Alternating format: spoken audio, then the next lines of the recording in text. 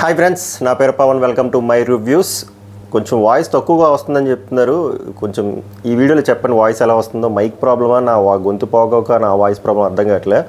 Okay, straight to the point. ఈ video మీరు thumbnail చూస్తే అర్థమైపోయి ఉంటుంది. ఇది అగ్ని పరీక్ష అప్డేట్స్ గురించి కాదు. అది ఇంకా రౌండ్ ఈరోజు కూడా జరుగుతుంది ప్రాసెస్. ఈరోజు అంతా అయిపోయిన తర్వాత అప్పుడు 15 మెంబర్స్ కాంక్రీట్గా లిస్ట్ వస్తుంది. అండ్ కొన్నిసార్లు ఏంటంటే మరీ ఓవర్గా అప్డేట్లు ఇచ్చేసినా కూడా ఉన్న ఎక్సైట్మెంట్ పోతుంది. సో అందుకని కొన్ని తెలిసినా నేను ఇవ్వట్లేదు. I hope you understand my point.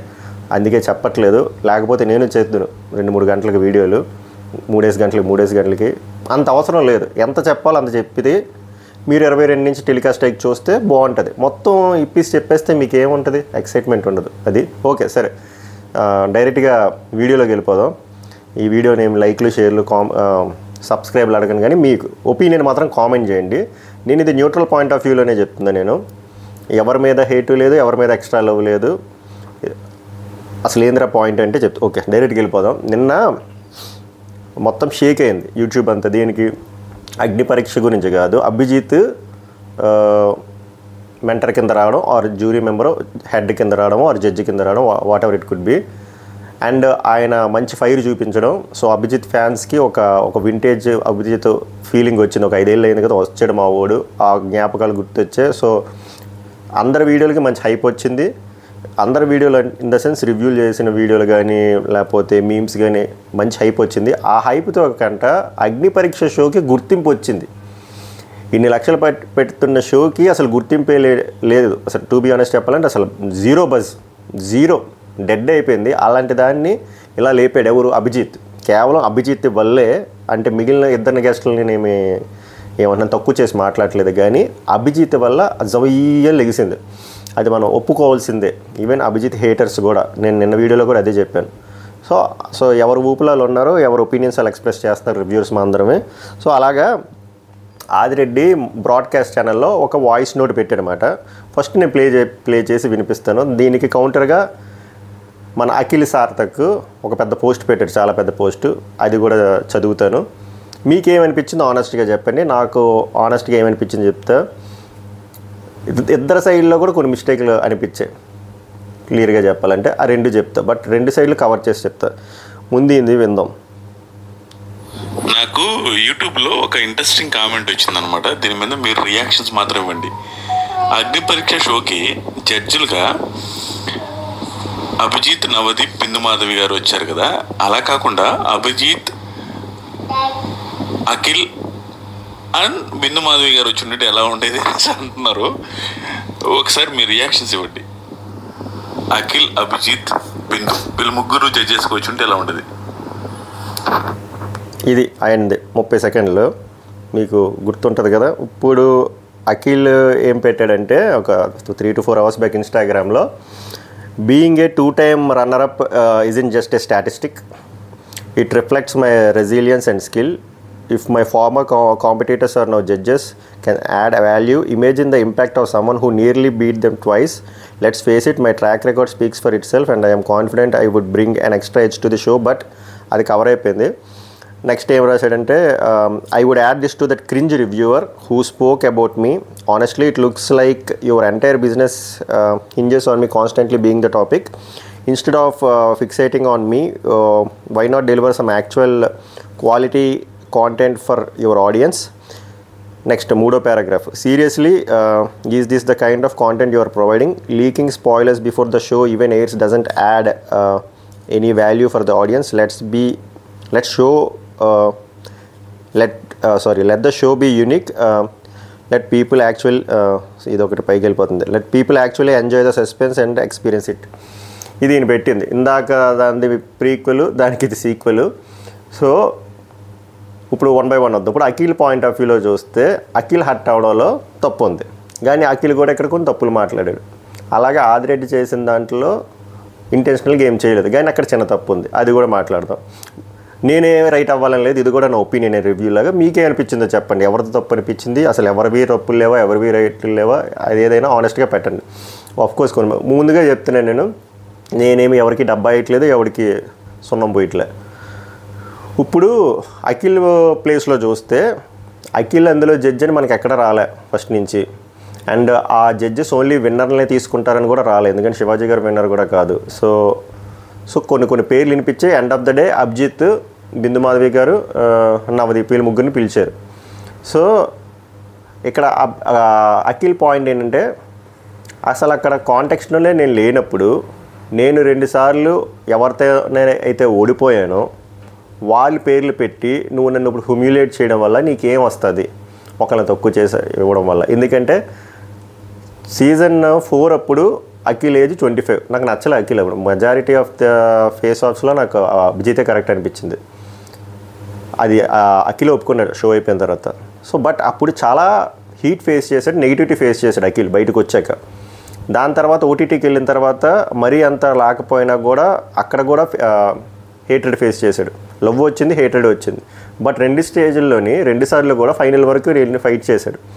So అది ఉంటుంది, ఆ చిన్న trauma or kind of depression ఉంటుంది, ఎందుకంటే అది హేట్ వచ్చింది కదా.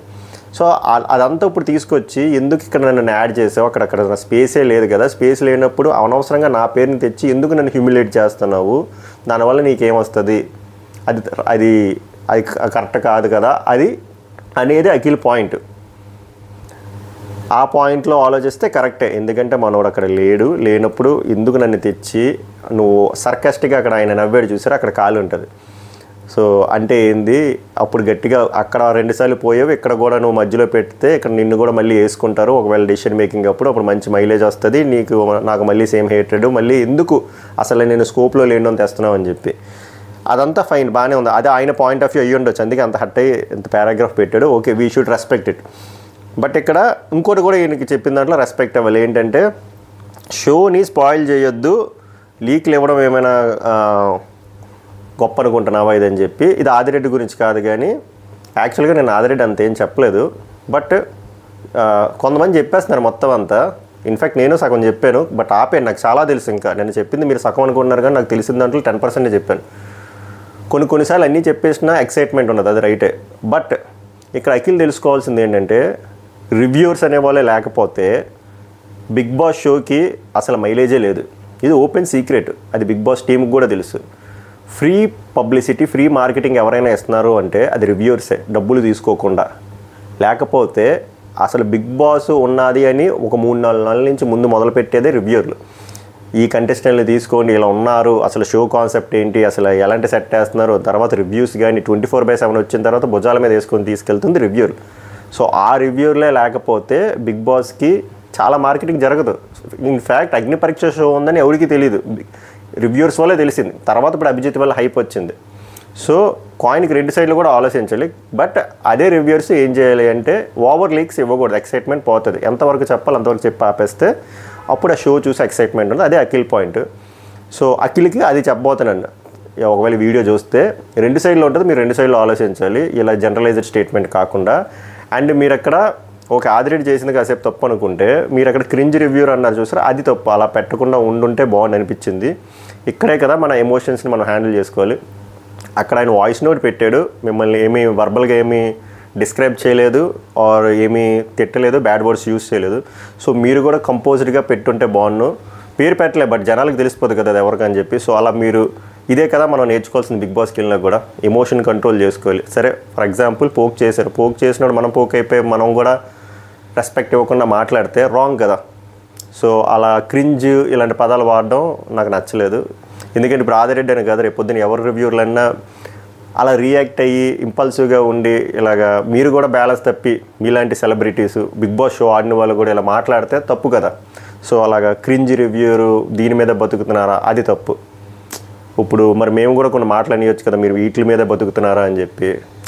సో కొన్ని మాట్లాడినప్పుడు కొన్ని పోస్ట్ చేసినప్పుడు యాజ్ ఎ 2-time రన్నరప్ మీరు కూడా కొన్ని చూసుకొని పద్ధతిగా పెడితే బాగుండేది.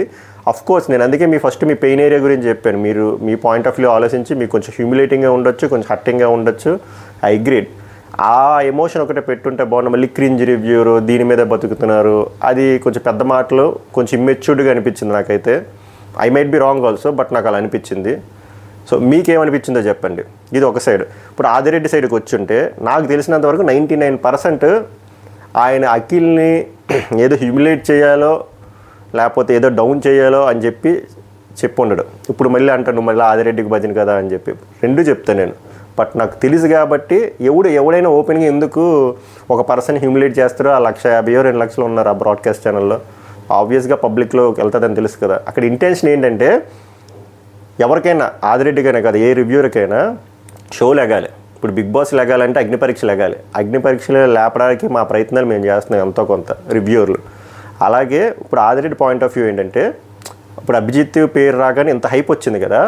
సో లెట్స్ ఇవన్నీ కాంట్రవర్షియల్ క్యాండిడేట్స్ కదా వీళ్ళు ముగ్గురికి, ఎందుకంటే కాన్ఫరంటేషన్ అయింది, వీళ్ళు విన్నర్లు ఈయన రన్నరు. సో ఈ కాంబో డెడ్లీ కాంబో కాబట్టి వ్యూవర్షిప్ వస్తుంది, ఎక్సైట్మెంట్ ఎక్కువ పెరుగుద్ది. సో ఎక్కువ మాట్లాడుకున్నప్పుడు ఆ హైప్ క్రియేట్ అయిన తర్వాత అది కంటిన్యూటీ ఉండి సీజన్ 9కి అందుతుంది కదా. ఆ పాయింట్లో ఆయన ఈ కాంబో ఎలా ఉంటే బాగుంటుంది, అది కూడా ఎవరో కామెంట్ పెడితే అది ఆయన అక్కడే చదివాడు. అది ఆయన 99.99% ఉద్దేశం అదే తప్ప ఏదో అఖిల్ని తీసుకొచ్చి తిట్టాలని ఆర్ హ్యూమిలేట్ చేయాలని ఆర్ లో చేయాలని కాదని నా ఫీలింగ్. మళ్ళీ ఇక్కడ నేను రాంగ్ అయ్యి ఉండొచ్చు, అందుకే మీ ఒపీనియన్ పెట్టమని చెప్తున్నా. ఒక విషయం నాకు నచ్చలేదు ఏంటంటే, ఆయన చెప్తూ నవ్వాడు చూసారా అక్కడ లాస్ట్లో, అది గుచ్చుకుంటుంది. అక్కడ నేను అఖిల్ ప్లేస్లో ఉండి అక్కడ వరకు నేను అట్టవును, కానీ అక్కడ కొంచెం అట్టవుతా, ఎందుకు ఇలాగా మామూలుగా చెప్పుంటే బాగుంది కదా. అక్కడ నవ్విన దగ్గర ఏమవుతుందంటే, ఏంది ఇది నన్ను ఏమైనా కార్నర్ చేస్తున్నారా, టార్గెట్ చేస్తున్నారా, అక్కడ అదొక్క అంశం అక్కడ నచ్చలేదు తప్ప మిగిలినంతా ఉద్దేశం ఆదిరెడ్డి అని కదా ఎవరైనా సరే షో క్లిక్ అవ్వాలని అనుకుంటారు తప్ప ఒక స్పెసిఫిక్ పర్సన్ని డీగ్రేడ్ చేయాలని చెప్పి ఎవరు అనుకోరు. అది కూడా అంత బ్రాడ్ లైట్లో పబ్లిక్ ప్లాట్ఫామ్లో అలా పెట్టుకోరు, లేకపోతే మామూలుగా పెట్టుకుంటారు కదా ప్రైవేట్లో. నేను అలా అనుకుంటున్నా. సో అక్కడ నవ్వకుండా ఉండుంటే బాగుంది అనిపించింది.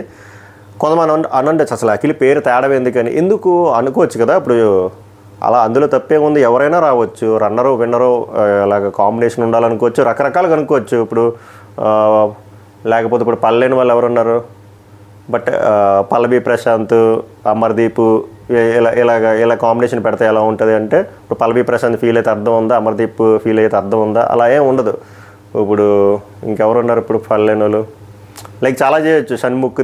షణ్ముఖ్ కాంబినేషను, ఇంకా షణ్ముఖ్ పల్లెనలు ఎవరు, సన్నీ కాంబినేషన్ ఉంటే ఎలా ఉందను అంటే వాళ్ళకి దట్ మీన్స్ లైక్ వాళ్ళు ఏదో డిగ్రేడ్ చేయాలని కాదు. ఇద్దరికి ఒక ఫైట్ ఉన్నప్పుడు ఆ క్యూరియాసిటీ జనాల్లో పెరుగుతుంది.